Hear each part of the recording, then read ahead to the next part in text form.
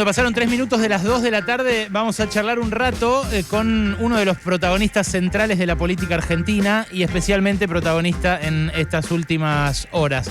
Máximo Kirchner está en línea para conversar con nosotros. ¿Qué tal? Buenas tardes. Estamos acá con Noé Barral-Ligera y Alejandro Wall. Máximo, ¿cómo estás? ¿Cómo estás, Ale? Bien, gracias por atendernos. Saludos a Noé y a Alejandro y a la audiencia, a los trabajadores de la radio. Primera vez, ¿no? ¿En Radio con vos?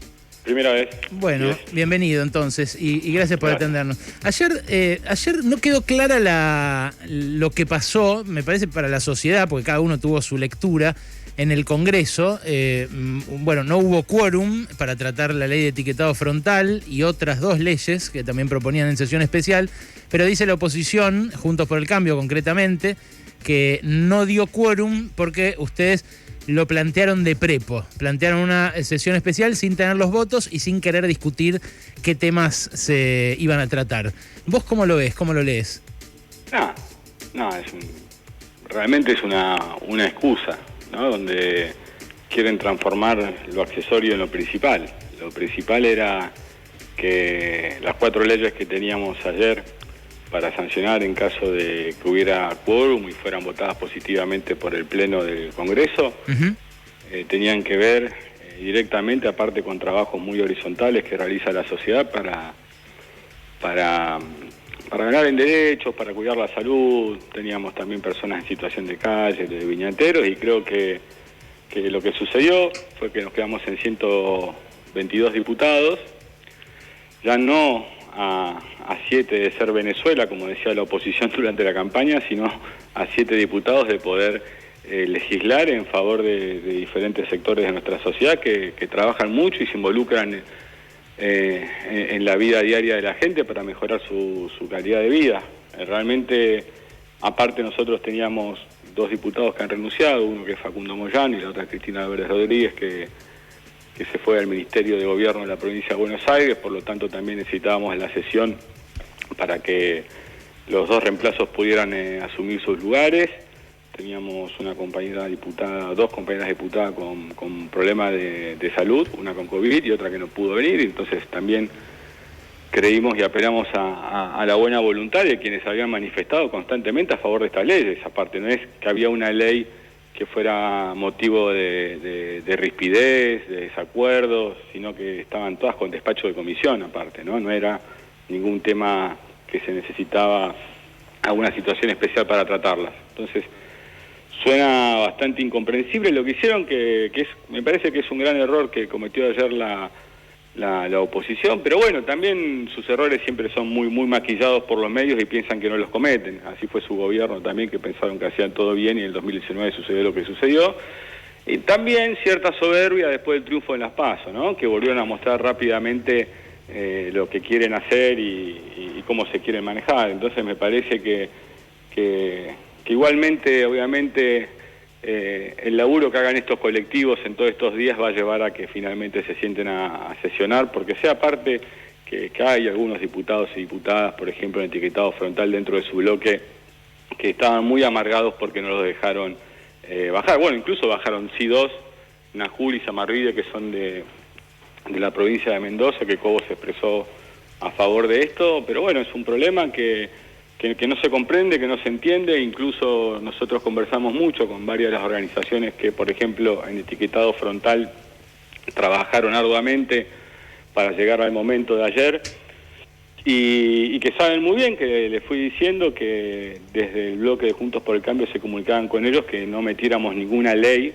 esto era durante la semana pasada, ningún proyecto de ley que sonara a que se utilizaba estos temas como mascarón de prueba, y fue lo que hicimos. Los 4 temas tenían pleno conocimiento, y bueno, habrán visto una forma ayer de eludir la responsabilidad, pero sé que finalmente las leyes van a salir y va a quedar demostrado que la demora que haya no era necesaria. Se podrían haber sentado ayer, como tantas veces hicimos a veces nosotros con alguna ley durante el gobierno de Macri, donde no nos decían nada, pero igualmente si creíamos que era conveniente, la acompañábamos. Entonces creo que son siempre excusas. Lo hicieron con la ley del fuego, Alejandro, lo mismo, no, por esto siempre hay un pero. Lo hicieron con el aporte solidario. Siempre que hay leyes que rozan determinados intereses, empiezan, digamos, como la condesa de Chicov, a ver dónde está el tenedor, o cuántas copas había, ¿no? Empiezan con una cuestión muy de formas y no con el fondo de la cuestión, que era que las leyes salieran porque aparte benefician al conjunto de nuestra sociedad, cada una desde diferente ángulo, desde diferente lugar, pero eran muy beneficiosas y van a ser beneficiosas cuando finalmente este Congreso las transforme en ley, para elevar en diferentes ámbitos, pasito a pasito, la calidad de vida de nuestra gente. Máximo, vos relacionás lo que pasó ayer, lo dijiste en tu discurso, lo dijiste recién, con el resultado de las PASO. ¿Crees que después de las elecciones de noviembre o incluso a partir de ahora se va a configurar un escenario en el Congreso similar a lo que fue aquel Grupo A?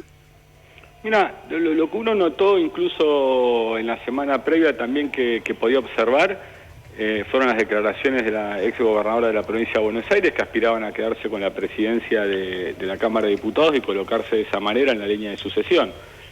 Yo les recuerdo a todos, por ahí son datos que quizás a la gente no les interese o no se recuerden, pero en el 2015 se les cedió las dos presidencias porque no tenían número, tanto la del Senado como la de la Cámara, ¿no?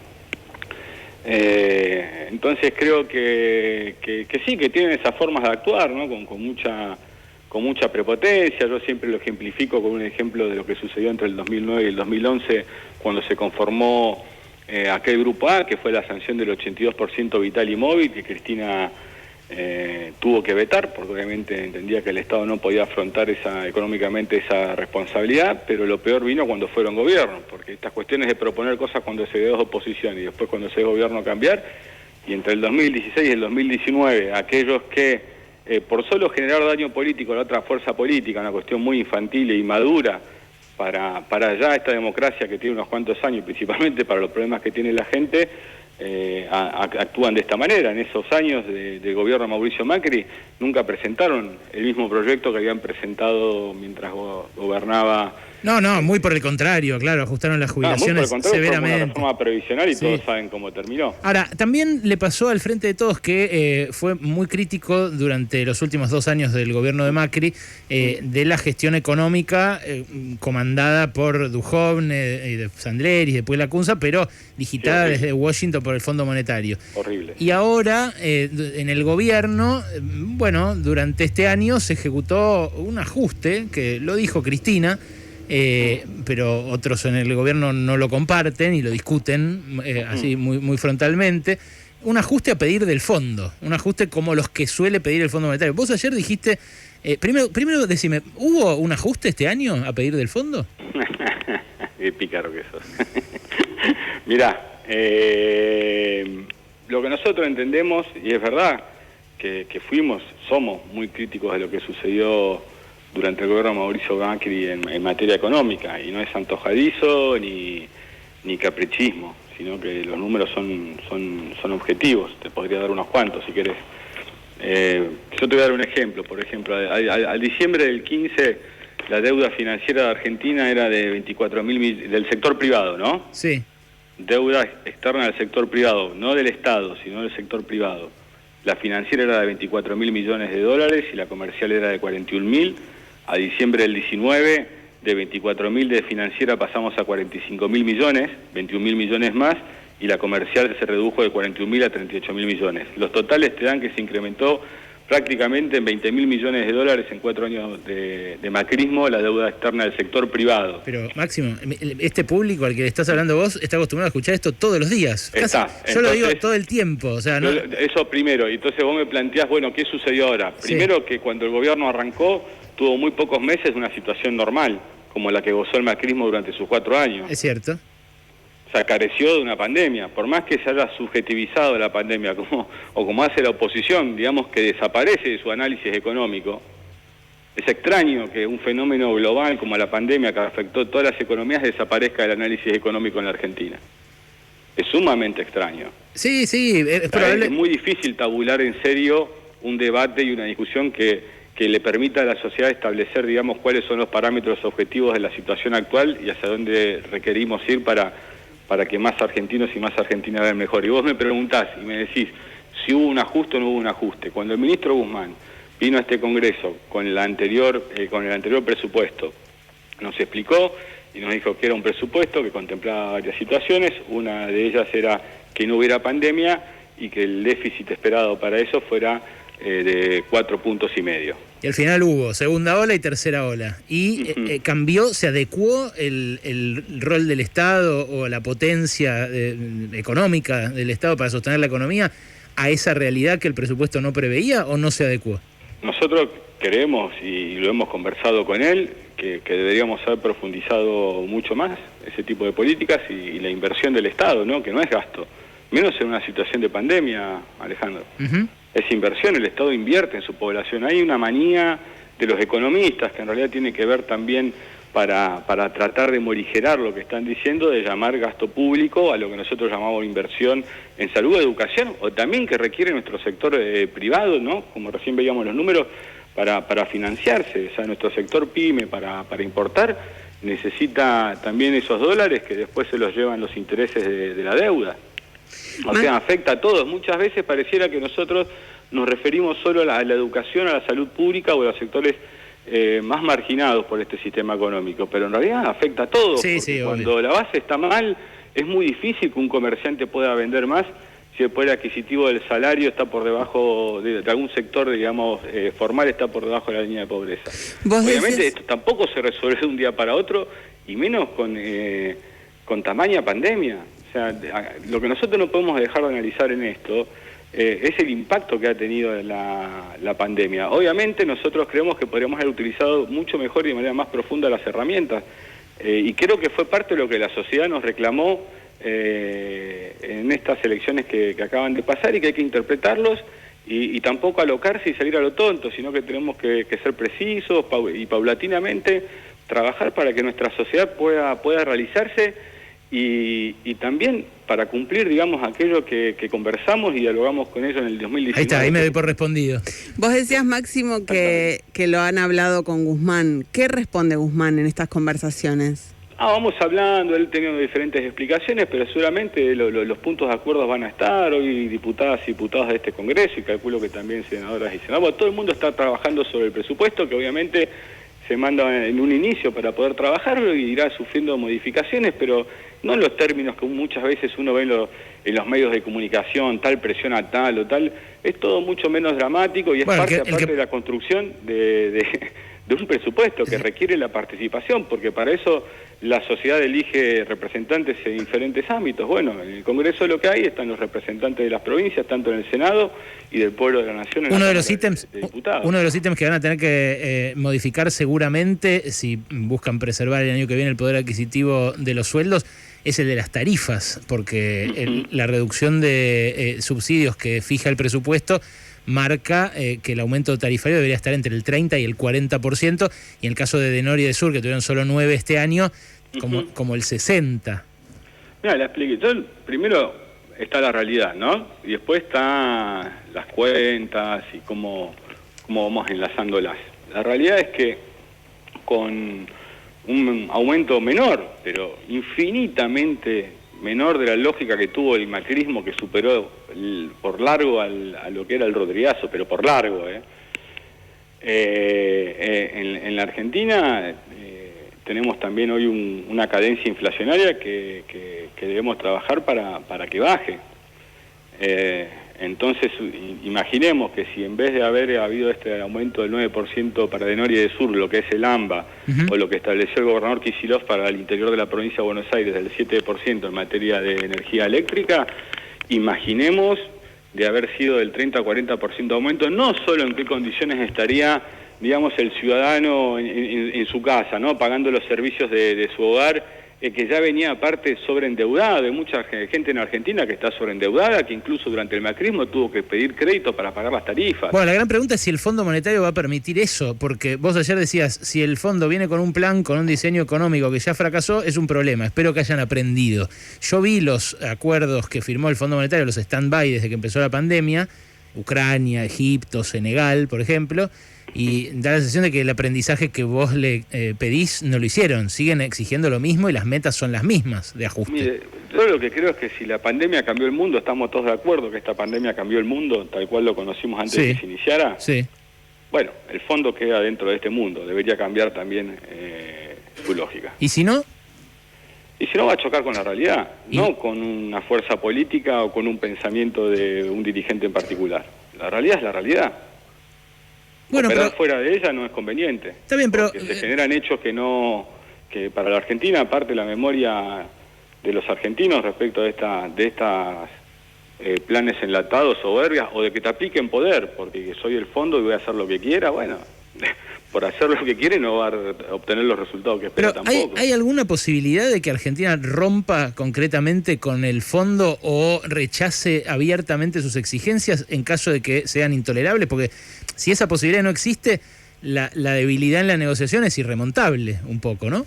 Mira, Ale, yo lo que veo y creo, y siendo testigo de un proceso histórico como fue el del 2003 hasta el 2005, fines del 2005, donde se canceló la deuda con el fondo, sí, es que los argentinos y las argentinas no tienen ninguna responsabilidad en esto. Se hizo un esfuerzo muy grande y se cancelaron 10.000 millones de dólares en esa oportunidad.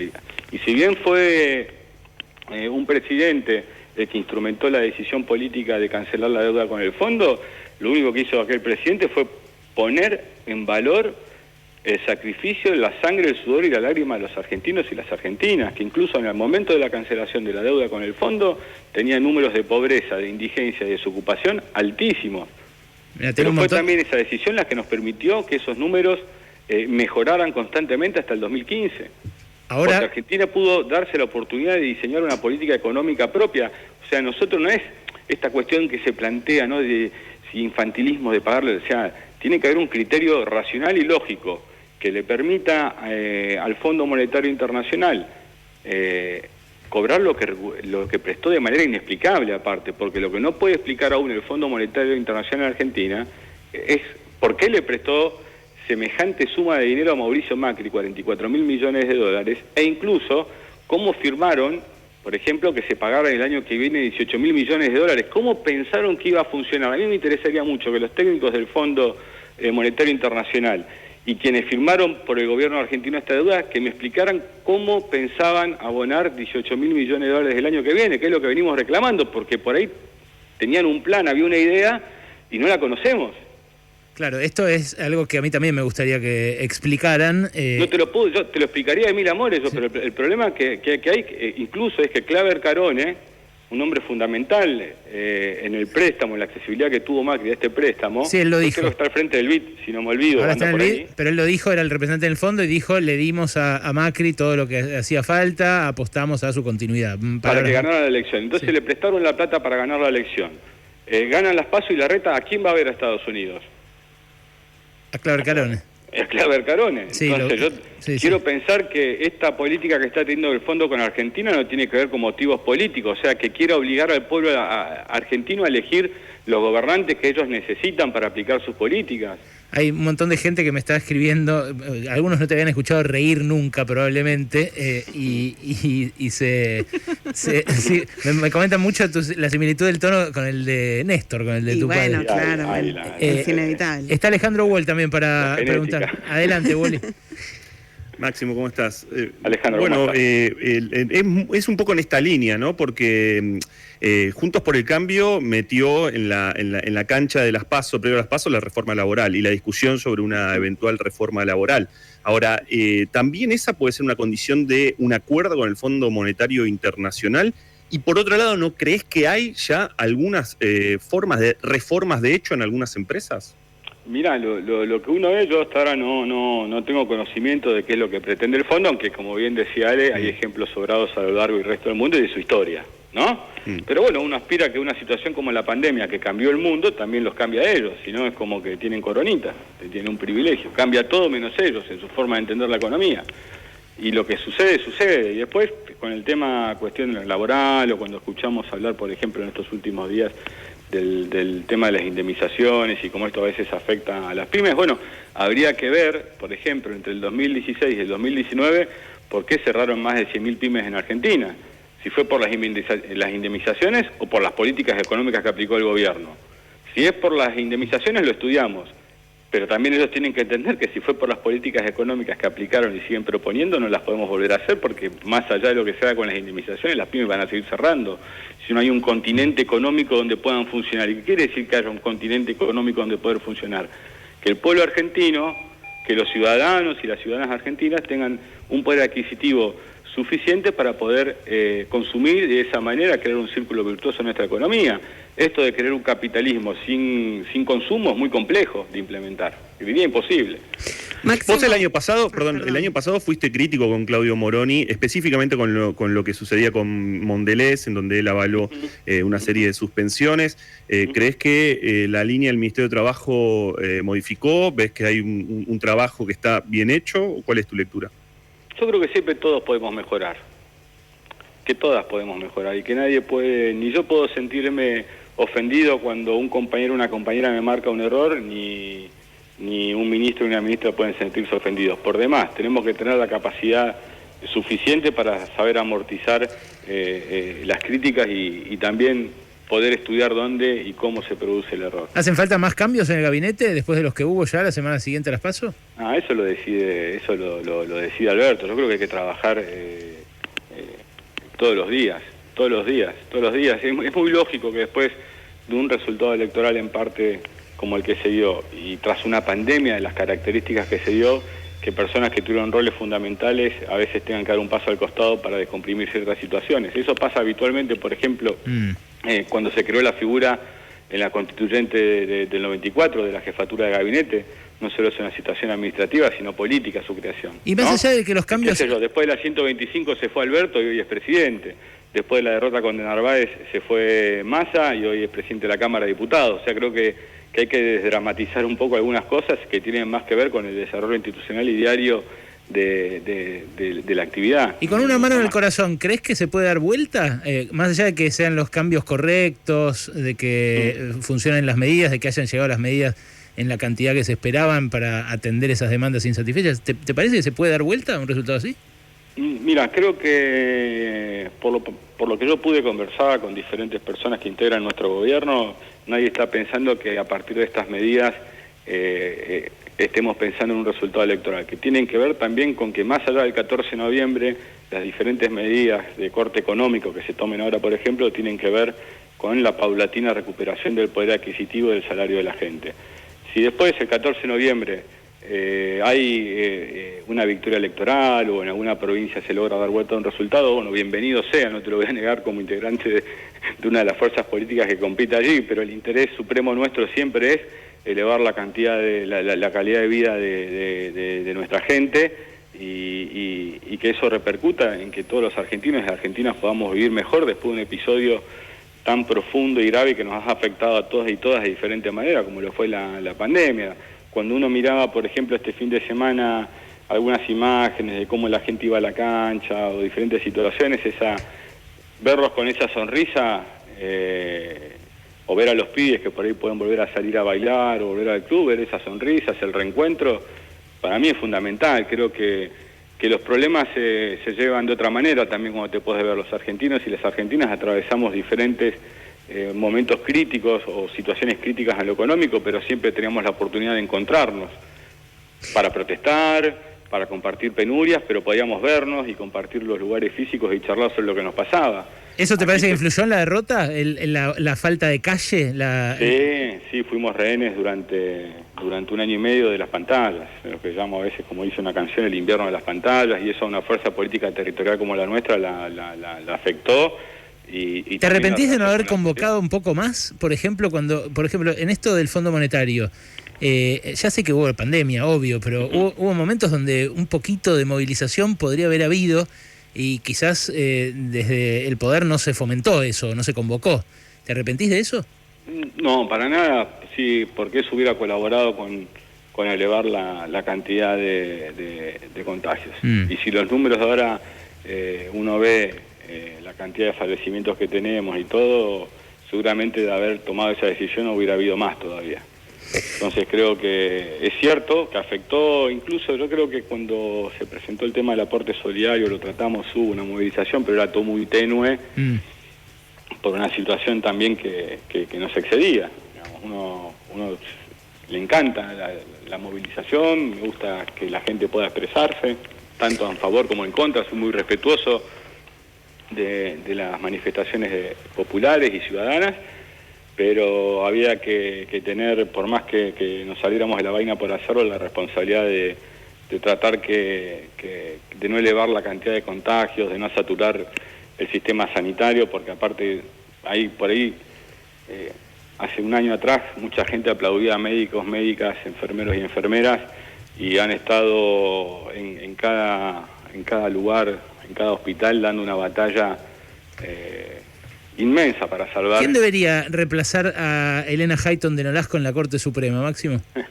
Una abogada, un abogado. ¿Un abogado? ¿Sí? ¿O una abogada? Abogada, qué sé yo, ya sé que se va la única mujer, pero mira, queda solamente de aquella corte que se generó a partir del 2003, queda el Ornesetti, creo, ¿no? ¿Y Maqueda? Maqueda lo nombró Duhalde. Ah, tenés razón. Duhalde. 2002. Y hay dos nombrados por Macri.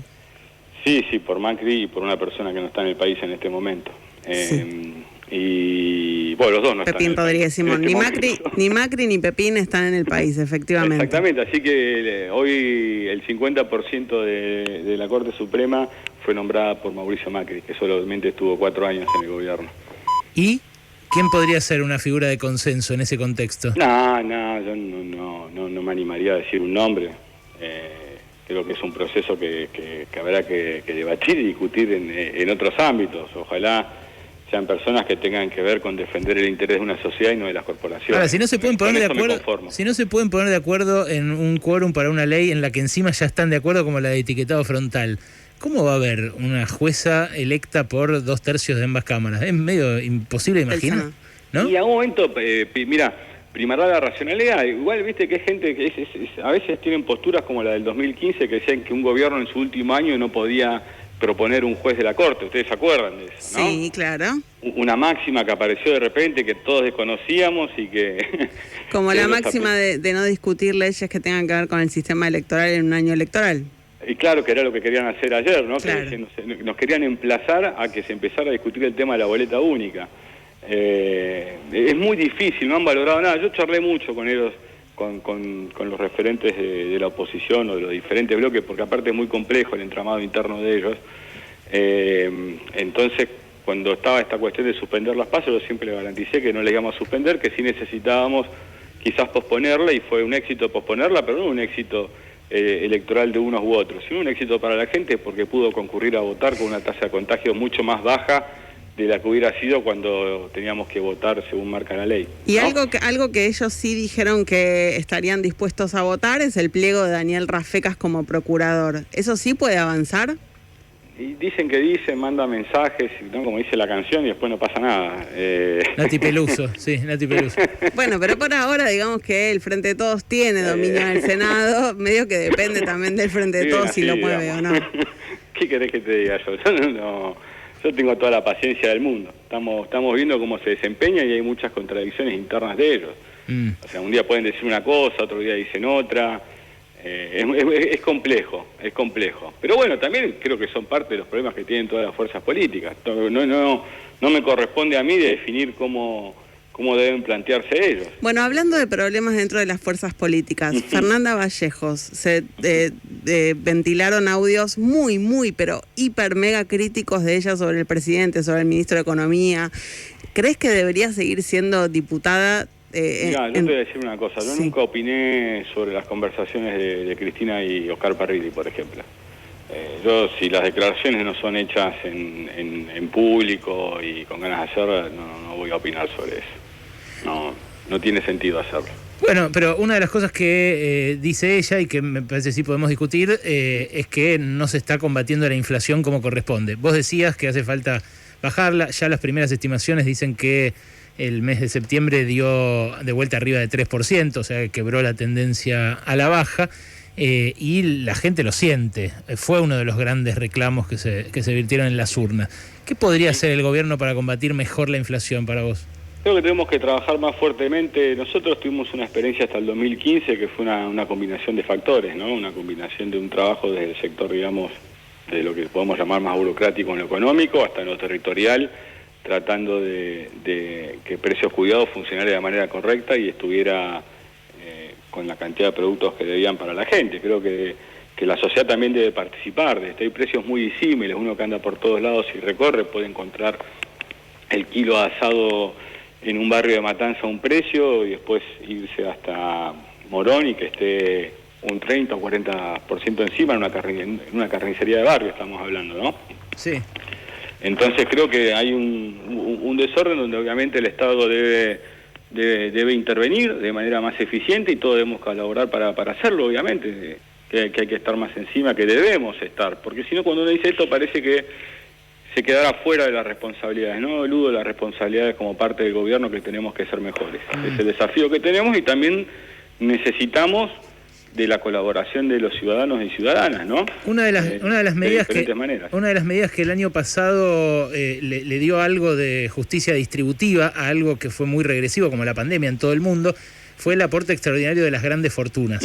Ahora con el 40% de pobres que acaba de confirmar el INDEC, con la inflación que hay, que vuelve a subir, y también con lo que vimos de los Pandora Papers, de que los más acaudalados de la Argentina son los terceros en el mundo en cantidad de empresas offshore y de contratos en guaridas fiscales. ¿Se podría reeditar el aporte, también dado que la pandemia siguió un año más?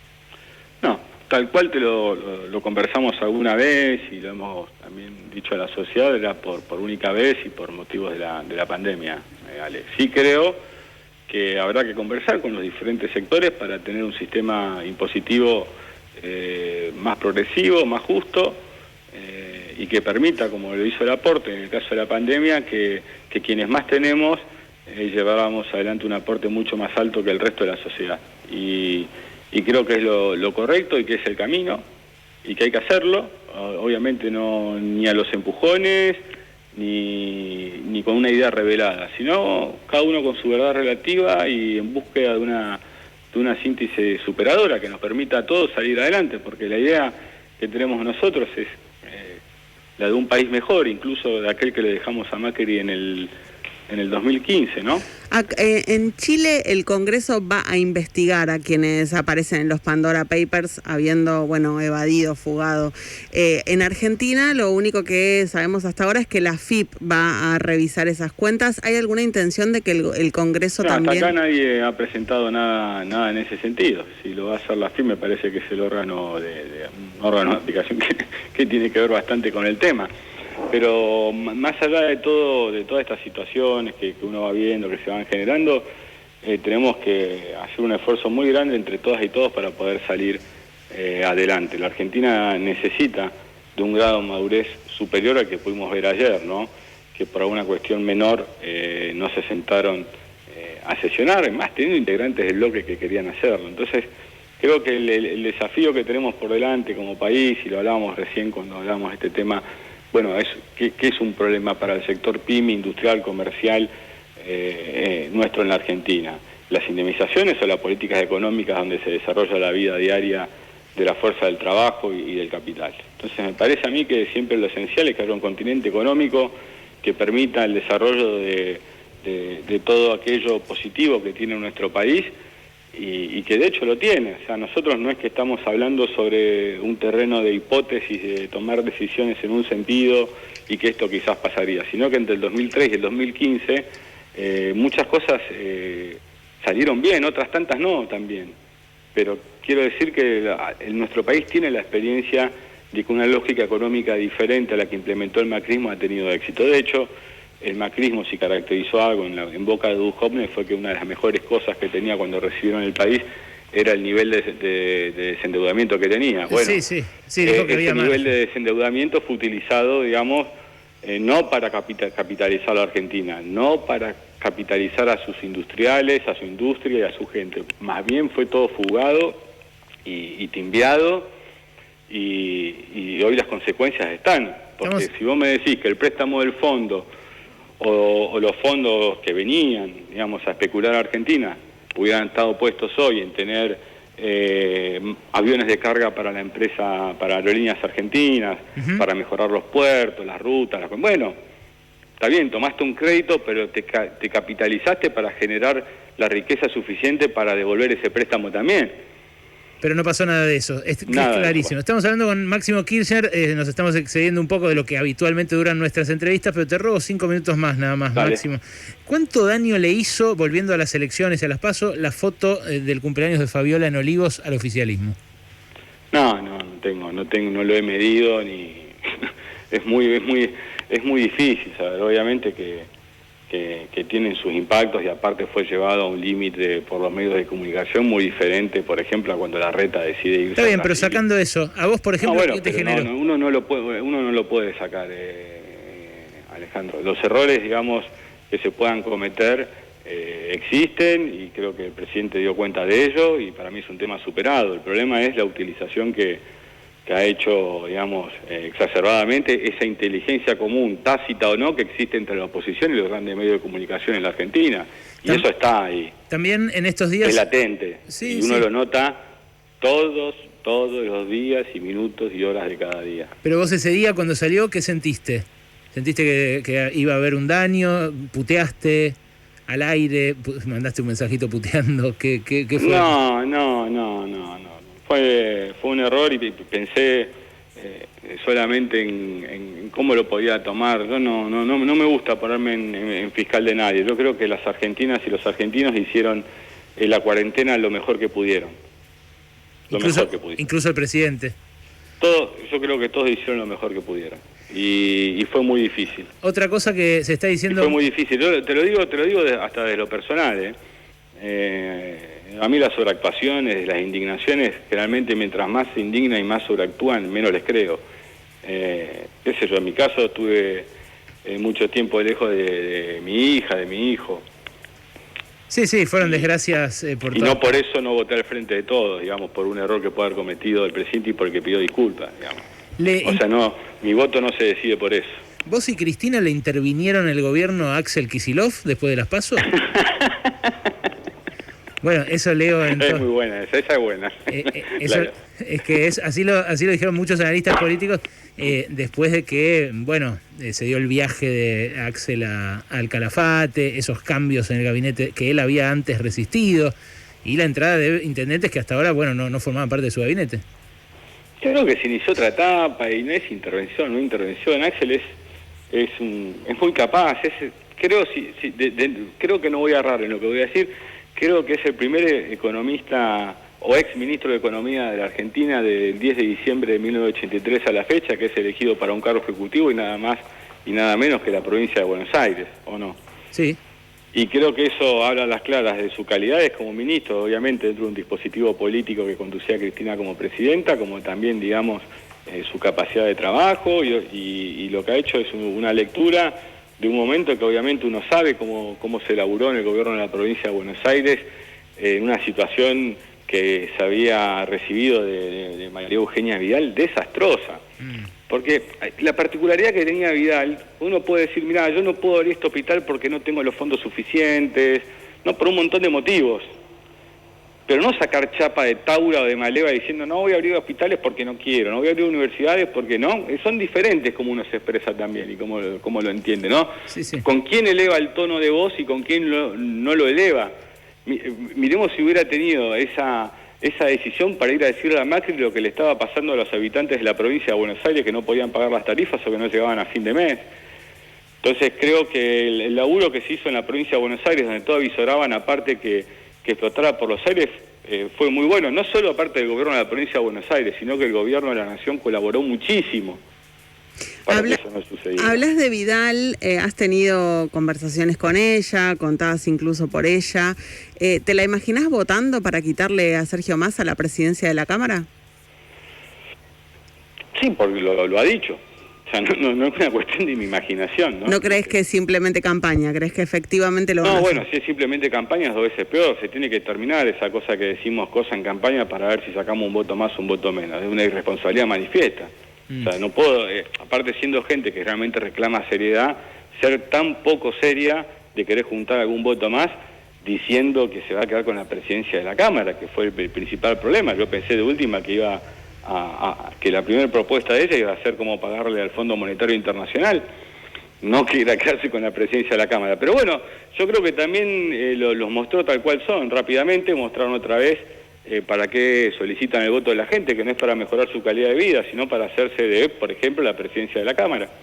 O, por ejemplo, no prestar quórum ayer por una mera cuestión, y entre comillas, de formas. Entonces me parece que la primera acción política, las dos primeras acciones políticas de ellos, luego del resultado de las PASO, fue: me quedo con la presidencia de la Cámara y no sale la ley de etiquetado frontal si no es como yo quiero, no sale la ley de personas en situaciones de calle como yo quiero, no sale la ley de viñateros si no es como yo quiero. Aparte, por ejemplo, en el tema viñateros, imaginemos que alcanza a más de 38.000 argentinos y argentinas. Sí, sí, es obvio que ayer se podían haber tomado decisiones a favor de un montón de gente y no pasó. Te hago una pregunta. Pero pongo al revés, yo hubiera bajado, así ni me hubieran llamado, como hicieron tantas veces durante su gobierno, si yo hubiera estado en la oposición y ni me consultan si hay sesión o no, pero veo que las 4 leyes que se votan, para las que voy a dar quórum, y no hay nada que me haga entrar en contradicción, bajo, estoy ahí. Pero mirá que me voy a poner a hacer demorar a la gente con algo que estoy de acuerdo. Máximo, te hago una pregunta que te pido, por favor, que no te tomes a mal y es hecha con la mejor intención. Yo el año pasado, cuando se votó el aporte extraordinario a las grandes fortunas, que en este programa y en el mío de tele, en todos los lugares donde yo pude intervenir, te aseguro, tuvo un abogado, una especie pero no porque lo hayan propuesto ustedes, sino porque, bueno, como esloto, digamos, yo vengo hablando, me degañito diciendo que regresivo, que injusto que es nuestro sistema tributario. Y una de las cosas que me pareció destacable es que lo propusieras vos, junto con Carlos Heller, siendo dos tipos de alto patrimonio. Vos, de hecho, tenés más de 200 millones de pesos y por eso pagaste el aporte extraordinario a las grandes fortunas.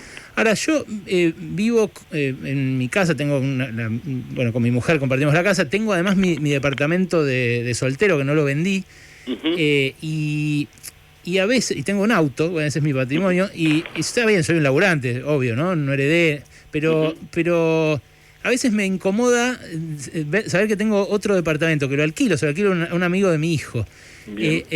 Vos... ¿Cuántos años tiene tu hijo?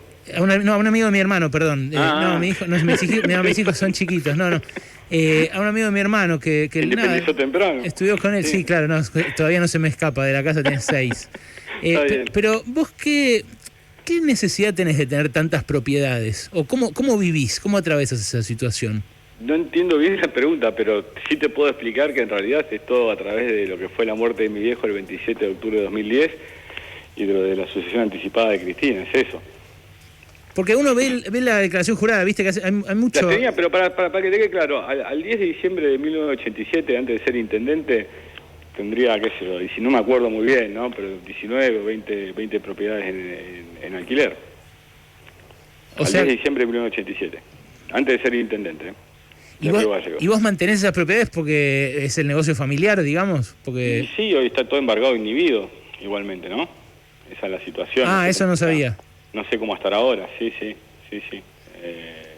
Es así. Pero lo aclaro lo del 10 de diciembre de 1987 porque si no, por ahí a veces se confunden algunas cosas, ¿no? No, está bien. Yo te lo pregunto porque, nada, es algo que te distingue. A mí, yo ya con lo que tengo estoy muy por encima del promedio de la población.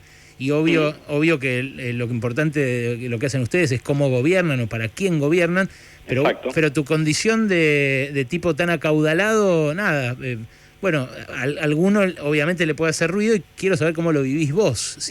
Bueno, obviamente que ese tipo de situaciones pueden traer aparejado lo que vos decís, pero no, yo creo que no pasa por ahí. Creo que como vos dijiste, cuando uno está en un lugar de decisión para quién y cómo gobierna. Incluso si te pones a pensar, uno terminó legislando un impuesto por el que se había alcanzado, que generalmente lo que ve en la Argentina es todo al revés. Sí, pero después está el ejemplo, o sea, lo que se le demandaba a Alberto cuando nos puso en cuarentena tan estricta y después hizo la fiesta. Yo no te digo Pepe Mujica, tampoco el extremo ese, pero vos me preguntás cómo... No, creo que todos saben más o menos cómo uno se mueve y se desempeña, está más que claro. Así que no, eso tiene que ver con otro tipo de realidad. Bien. A mí, aparte, te voy a decir la verdad, a mí con la gente que, saliendo, digamos, de uno, la gente que le va bien o que tiene un ritmo de vida diferente al que uno desea o quiere, o esta cuestión que decís vos, che, yo con esto estoy bien, ¿no? pero otra gente se desarrolla mucho más o tiene una forma diferente de entender la vida. A mí no me molesta, a mí me parece que cada uno debe vivirla también como la sienta y también a través de lo que pueda generar. No, a mí ese tipo de cosas no me generan contradicciones, por decirlo de alguna manera. A mí me interesa sí que cuando estamos en los lugares que tenemos que representar cumplamos con la palabra por la que nos eligen. Bien, ¿no? Dos finales. Creo eso, Alejandro, que es fundamental, porque muchas veces se utiliza, ¿no? Como para demerituar o no hacer creer, no, pero si hace, ¿no? Y empieza toda una cosa así media extraña. Es como si aquellos, digamos, como que exigirle a aquellos que no creen en los derechos laborales no cobren el aguinaldo, no se van de vacaciones porque no los defienden o votan fuerzas políticas que no lo defienden. Esto es medio extraño. Sí, claro. Dos finales, una mía y otra de Alejandro, que te va a preguntar sobre Racing, pero antes vos mencionaste al pasar aquel momento de 2003, la designación de Maqueda, antes en 2002, ahora están por cumplir 20 años del 2001. Y para toda esta generación fue, la generación de los que tenemos entre 30 y 50, fue algo que cambió la vida. ¿Vos qué recordás de ese 19-20 de diciembre de 2001? ¿En qué sentido te marcó? Nosotros yo personalmente estaba en Santa Cruz. La realidad de la provincia era muy disímil en muchos puntos de la que se vivía en líneas generales en la Argentina. Era una provincia con desocupación baja, que abonaba los sueldos de los trabajadores públicos en pesos y en forma, no tuvo, digamos, una moneda provincial, ¿no? Que hubo 13 cuasimonedas, 14, no recuerdo bien. Uh-huh. No era que no había problemas, pero la verdad que la provincia de Santa Cruz estaba en condiciones mucho mejores que el resto del país. Creo que las más notorias en ese 2001 eran San Luis y Argentina, ¿no? Si no me olvido, y alguna más que por ahí estoy siendo injusto con algún gobernador. San Luis y Santa Cruz. Pero creo que eran de las mejores, con mejores números, ¿no? Eran de las provincias con mejores números. Ahora, cuando uno lo mira, era algo que se veía venir unos años antes, ¿no? La claudicación de los partidos políticos respecto de ejercer la representación para la que son votados tuvo mucho que ver, ¿no? Como que se corporativizó la política y pensó que entre ella misma podía resolver el problema y la gente estaba afuera. O sea, vos no ves ni en pedo un eco de ese voto bronca de 2001 en lo que pasó en las PASO ahora. Mientras quienes tengamos que representar los intereses con los que nos comprometemos en nuestra militancia y en el día a día, obviamente que no. Y también hay otra realidad, ¿no? La cobertura que se alcanzó entre el 2003 y el 2015 a través de la asignación universal por hijo, con las moratorias de las jubilaciones y las diferentes políticas públicas que hay otro colchón social que en el 2001 no existía. Sí, eso es cierto. Wally... No existía. Mira, el otro día me puse un poco a ver una serie que yo miraba, hoy tenía 23 años, que era Ocupas, ¿no? Sí. Y me la puse a ver de vuelta y te brotan un montón de recuerdos de lo que sucedía en ese momento. Impresionante, sí. Del país. Estábamos muy abollados, había fue muy difícil, muy complejo para la Argentina salir de allí. Por eso lo he hecho entre el 2003 y el 2015, desde donde se venía y al país que se entregó, por lo menos a nosotros no es que haya sido perfecto, pero sí nos llena de orgullo porque fue un laburo inmenso y no le pedimos en vano el sacrificio a la gente. La gente hizo un gran sacrificio y el gobierno correspondió a ese sacrificio con mejoras en la calidad de vida, con desendeudamiento, con políticas públicas que van desde ARSAT, si querés, a la construcción de miles de kilómetros de fibra óptica, de vaca muerta, de incluso que se hayan inaugurado estos laboratorios que sirvieron hoy para producir parte de la vacuna de Astra o de Sputnik en Ritmo, o sea, con una visión estratégica de país también. No solo tenía que ver con la coyuntura mientras es gobierno, sino pensar el país más allá de la estadía en el gobierno, porque miren qué fácil hubiera sido, por ejemplo, para la expresidenta 2014 o 2015, de cara a las elecciones, haber hecho el desastre que hizo Macri con el Fondo Monetario, porque teníamos la capacidad si queríamos, solo nos quedaba el 7% de los fondos buitres, el 93% del default del 2001 se había arreglado entre las dos negociaciones del 2005 y 2010, con la quita más grande en una negociación que uno recuerde en materia de deuda externa, y obviamente que había un montón de demandas y anhelos. en el 2015. Y el macrismo supo engañar a la sociedad y con la complicidad de los medios. Digamos que el gobierno de Macri, más allá de ser de Mauricio Macri, fue un gobierno que llegó allí por los medios de comunicación. Yo siempre tuve un ejemplo. Hace 2 o 3 semanas el diario Clarín ponía en tapa, vamos a elecciones o cerca de las elecciones, estamos con el sueldo más bajo en dólares desde el 2006, no me acuerdo qué fecha era, pero eran unos 13, 14 años. Imagínate el mismo título en el 2015 que dijera: la Argentina va a elecciones en el 2015 con el salario más alto en dólares de Latinoamérica. Sí, no, una elección que se definió por 600.000 votos. ¿Hubiera ganado Macri? No, bueno, es contrafactivo, pero está clarísimo que ese apoyo existió y que ese dispositivo... ¿Y no se hacen cargo? Wally, la última era tuya. Momento Racing, Máximo. El domingo, no sé si tú si habrás estado en la cancha, pero bueno, se volvió a la cancha. En Racing hubo cantos contra la actual dirigencia, cantos a favor de Diego Milito. Quiero tener tu mirada de lo que pasa y de este tramo de la gestión de Víctor Blanco. Es el primer partido que la gente volvía a la cancha y queríamos ganar. Yo como estaba en una reunión, lo miraba de ratitos el partido, ¿no? ¿Pero te gusta lo que ves en Racing hoy? Yo creo que la administración de Blanco ha sido más que correcta en Racing, más que correcta. Mira, es un ejemplo que también tiene que ver lo que hace la deuda o no la deuda, ¿no? Ahora te voy a dar el ejemplo en un club, pero lo podemos trasladar en muchos al país. Cuando aparece Lautaro Martínez, yo siempre doy el mismo ejemplo, ¿no? Creo que el Real Madrid lo quiere comprar durante el sub-20, ¿no? Sí. 7 u 8 millones de dólares había ofrecido, o había salido eso en los medios. Vamos a decir algo más, no sé si es cierto, pero había salido en los medios. Y como el club estaba administrado correctamente y ordenadamente, pudo no venderlo. Y así pudo hacerse en la primera de Racing, el socio, el hincha de Racing lo pudo disfrutar y terminó siendo vendido por una cifra 4 o 5 veces superior a la que inicialmente se había propuesto. Ahora, si Racing estaba desordenado económicamente en la primera oferta, lo tenía que largar por un precio mucho menor al que fue finalmente vendido. Bueno, lo mismo pasa con un país. Cuando vos estás en una situación de extremo endeudamiento, de ahorcado, negociás mucho peor los intereses que tenés que defender. Creo que parte del endeudamiento con el Fondo Monetario y por lo que se le prestó a la Argentina tiene que ver también con tener una Argentina muy, pero muy agarrada del cuello para poder, digamos, esquilmarla de una manera que no sucedería si los números, digamos, de desendeudamiento fueran otros y le permitieran a la dirigencia argentina negociar de manera más libre.